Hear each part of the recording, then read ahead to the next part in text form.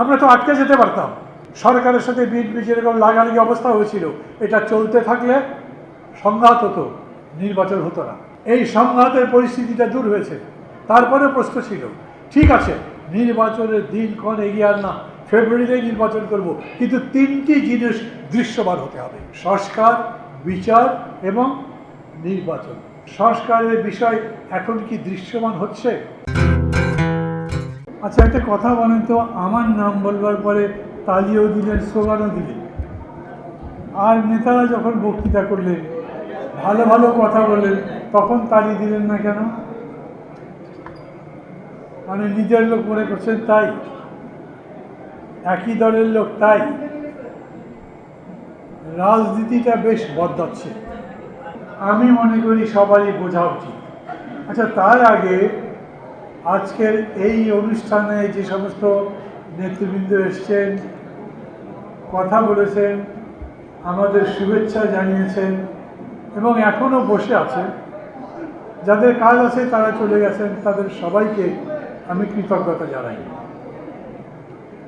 নাগরিক ঐক্য নিজেকে এমন বিরাট কিছু ভাবে না, যে যারা এসছেন এই এতগুলো নেতা অন্তর থেকে শুভেচ্ছা জানাচ্ছে, এই দিক থেকে আমি সৌভাগ্যবান মনে করি। আমার একটা ইচ্ছে ছিল আগেই তাদেরকে বলবো, নাগরিক ঐক্যের কাছে আপনাদের কি প্রত্যাশা, কিন্তু এটা খুব ভালো দেখায় না। ডক্টর কামাল যখন দল করেছিলেন, তখনও দলটা হয়নি করবেন, সেই সময় তার অনুষ্ঠানে ডক্টর মোহাম্মদ ইউনূস গিয়েছিলেন। উনি একটা লিখিত বক্তব্য করেছিলেন, সেই বক্তৃতার শিরোনাম ছিল আমার স্বপ্নের দল। মানে কীরকম দল হলে উনি খুশি হন, এইটা বলতে চেয়েছিলেন। আমার এখনও এটা মনে আছে, কারণ আমি যদি মন থেকে কথা বলি, তাহলে আমি কীরকম দল চাই, যারা আমার সাথে দল করছেন, যারা আমার সাথে রাজনীতি করছেন, লড়াই করছেন, তাদেরকেও আমি সেই কথা বলতে চাই।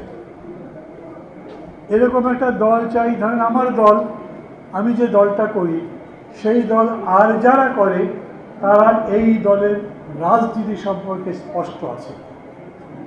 কোনো ঝাপসা ধারণা নিয়ে, ভুল ধারণা নিয়ে, অলিক কল্পনা নিয়ে, নেতার প্রতি অন্ধ ভালোবাসা দিয়ে দল করুক, আমি তা চাই না। রাজনীতি বেশ জটিল জিনিস, সব প্রশ্নের জবাব সব সময় দেওয়া যায় না। কিছু কিছু বিষয় আছে যেগুলো ডিপ্লোম্যাটিক্যালি সিক্রেট থাকে, গোপন থাকে, সেই বিষয়গুলো যাতে তারা বোঝেন যারা আপনার সাথে দল করছে। আর দলের মধ্যে যেন কোনো রকম অসন্তোষ চিরস্থায়ী না হয়, দাদা বাড়তে না পারে, এবং সেগুলোই যেন প্রকাশ না হয়। এই কারণেই একটা গণতান্ত্রিক রাজনীতির প্রতি আমি পরিপূর্ণ আস্থাশীল। আমি তো জাসদ করতাম, বৈজ্ঞানিক সমাজতন্ত্রের কথা বলতো, বিশাল দল ছিল, তার ছাত্র সংগঠন তো সারা দেশের যে কোনো জায়গায় বিস্তারিত ছিল, কিন্তু জাসদ দাঁড়ায়নি। আমি এটাও বলতে চাই, শুধু আবেগ দিয়ে, উচ্ছ্বাস দিয়ে যারা দলের কথা ভাবছেন, সেই রকম করেও একটা দল করতে চাই না আমি। এবং সর্বশেষ উদাহরণ দুটো দিতে পারি, একটার নাম বলা একটু মুশকিল, তারপরেও বলি, কোটা আন্দোলন করে যে শক্তি দাঁড়ালো, সেই দল একটা দল করতে চাইল, কিন্তু সেই দল দলের মতো করে জনগণের মধ্যে প্রতিষ্ঠিত হতে পারল না। আর এখন যারা আছে, 24-এর অভ্যুত্থানের উপরে দল করতে চায়, কেবলমাত্র ওই সাকসেসের উপরে, ওই সফলতার উপরেই সমস্ত কৃতিত্ব নিয়ে জনগণের সামনে একটি রাজনৈতিক দল করবার চেষ্টা করে, তারা পারল না। এখন মানুষ বলে এনসিপি কটা সিট পাবে, এনসিপি কটা আসনে জিতবে। তারা তো এরকম করে বলছে যেন বিএনপি কিছু নয়, তারা নির্বাচনে জিতে তারাই ক্ষমতায় যাবে। আমি টেলিভিশনে টক শো করবার সময় অনেক ভালো ভালো কথা বলতে পারেন, জানেন, শোনেন, সেই রকম মানুষকে বলতে শুনেছি, ওরা সব জায়গায় তো সিটই দিতে পারবে না, ক্যান্ডিডেট দিতে পারবে না, জিতবে কটা এটা একেবারে হাতে গোনা যাবে। অথচ কি বিশাল কাণ্ড ঘটিয়েছিল। সেই তারা মিলে একটা দল তো বানাতে পারেনি। নাগরিক ঐক্য সেই রকম একটা দল বানাতে পারবে, দল হয়ে উঠবে, যেটা জনগণের আশা আকাঙ্ক্ষার প্রতীক হবে। আমার প্রশ্ন বোঝেননি? আমার প্রশ্ন বোঝেননি? নাগরিক ঐক্য সেই রকম একটা দল হতে পারবে যারা জনগণের আশা আকাঙ্ক্ষার প্রতীক হতে পারবে। আচ্ছা, বিএনপি কি সেরকম একটা দল জনগণের আশা আকাঙ্ক্ষার প্রতীক? বিএনপিকে নিয়ে কোনো প্রশ্ন নেই, মানুষের মধ্যে কোনো কনফিউশন নেই। মানুষ বিএনপি ব্যাপারে সমালোচনা করে, 3বার 4বার না বলেছেন কে? নিশ্চয়ই বিএনপি করে। কনফিডেন্ট বিএনপি সব ঠিক করছে, বিএনপি সব ভালো করছে, এরকম একটা ব্যাপার হয়। দল যত বড় হয় তত তার নিয়ন্ত্রণের রশি দুর্বল হয়ে যায়। মানুষ যত দূরে চলে যায় তত তার সঙ্গে আত্মিক যোগাযোগ কমে যায়। এমনকি এখন ইন্টারনেটের এত বিস্তার হবার পরেও তার সাথে সেরকম করে যোগাযোগ করা যায় না। ধরেন আমি যদি বিএনপি সম্পর্কে বলি, আমি কিন্তু বিএনপিকে সেই রকম একটা দল হওয়া দেখতে চাই যারা সত্যি সত্যি জনগণের প্রতিনিধিত্ব করে, জনগণের আশা আকাঙ্ক্ষার প্রতিফলন করে। এখানে স্ট্যান্ডিং কমিটির সদস্য জনাব সালাউদ্দিন আহমেদ আছেন। উনি আছেন জেনেও আমি কথাটা বলছি। কেন? আমি চাই বিএনপি এটা বুঝুক। আমি চাই, ধরেন এই যে আমরা এখনও ঐক্যবদ্ধ আছি না, আমরা ফ্যাসিবাদের বিরুদ্ধে লড়াই করবার জন্য বিএনপির সাথে এক হয়েছিলাম। এখন তো ফ্যাসিবাদ নেই, পরাজিত হয়েছে। এখন বিএনপির সাথে আমাদের ঐক্য আছে? আছে? আছে তো। কেন? আমরা একটা সংস্কার কর্মসূচিতে ঐক্যবদ্ধ হয়েছি। কোনটা বেশি ইম্পর্টেন্ট, ওই স্বৈরাচারকে সরিয়ে দেওয়া নাকি সংস্কার করে এই যে আন্দোলনের মধ্যে দিয়ে আকাঙ্ক্ষা তৈরি হলো একটা নতুন বাংলাদেশ গড়ব বৈষম্যহীন? কোনটা বেশি গুরুত্বপূর্ণ?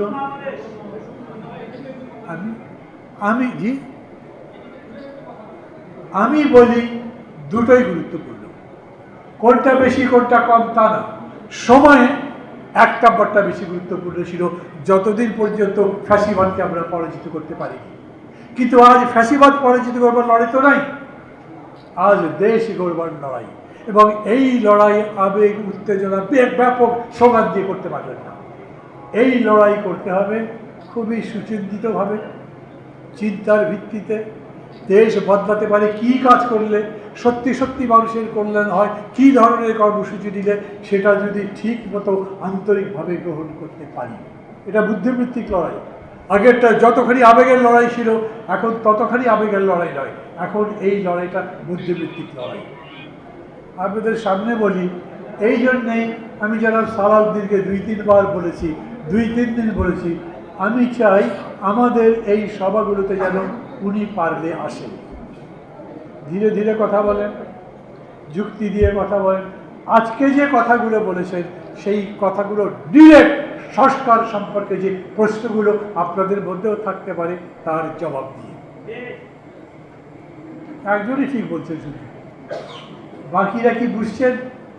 উনি কি বলছেন, আমি কি বলছি? আমরা তো আটকে যেতে পারতাম। সরকারের সাথে বিএনপি যেরকম লাগালাগি অবস্থা হয়েছিল, এটা চলতে থাকলে সংঘাত হতো, নির্বাচন হতো না। এই সংঘাতের পরিস্থিতিটা দূর হয়েছে। তারপরে প্রশ্ন ছিল, ঠিক আছে নির্বাচনের দিনক্ষণ এগিয়ে আর না, ফেব্রুয়ারিতে নির্বাচন করব, কিন্তু 3টি জিনিস দৃশ্যমান হতে হবে: সংস্কার, বিচার এবং নির্বাচন। সংস্কারের বিষয় এখন কি দৃশ্যমান হচ্ছে? মনে করতে পারছেন, বিশ্বাস করতে পারছেন এই সংস্কার প্রক্রিয়া কোথাও গিয়ে শেষ হবে? সবাই চুপ থাকা দেখে বুঝতে পারছি, সবাই চুপ থাকা দেখে বুঝতে পারছি নিজেরাই ভালো করে বুঝতে পারছেন না। কিন্তু সালাউদ্দিন ভাই যতক্ষণ কথা বললেন তার সমস্ত কথার মধ্যে আশাবাদিতে ব্যক্ত হয়েছে। আর আপনার পছন্দ হোক না হোক, 2 চক্ষে বিএনপিকে দেখতে পারেন না, তাও যদি হয় বিএনপি ছাড়া তো এই কাজটা হবে না। হবে? এখন মানুষ বুঝে না বুঝে, আপনার ভালো লাগছে না, কিন্তু নাগরিক ঐক্যকে ওইভাবে জনগণ সমর্থন করে না যেইভাবে হাজারে হাজারে লাখে লাখে বিএনপিকে সমর্থন করে। অতএব বিএনপি কি করে, কিভাবে করে, ঠিক করে কিনা সেটা আমার জন্য গুরুত্বপূর্ণ, আপনার জন্যও।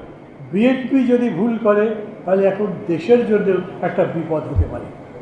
অতএব আমি কিন্তু চাই বিএনপি যত বেশি আমার বন্ধু হয়, যত বেশি তার কাছে মন খুলে আমি বলতে পারি, যত বেশি বলতে পারি এটা ভুল, এটা না করেন, এইটা করা ভালো, উনি শেষ পর্যন্ত আমারটা মানতেও পারেন কিংবা নাও মানতে পারেন। যদি আমি তার সঙ্গে জোট বাঁধি, যদি তার সাথে একত্রে আরও সামনের দিকের পথ যাই, তাহলে এই সম্পর্ক আমাদের থাকতে হবে।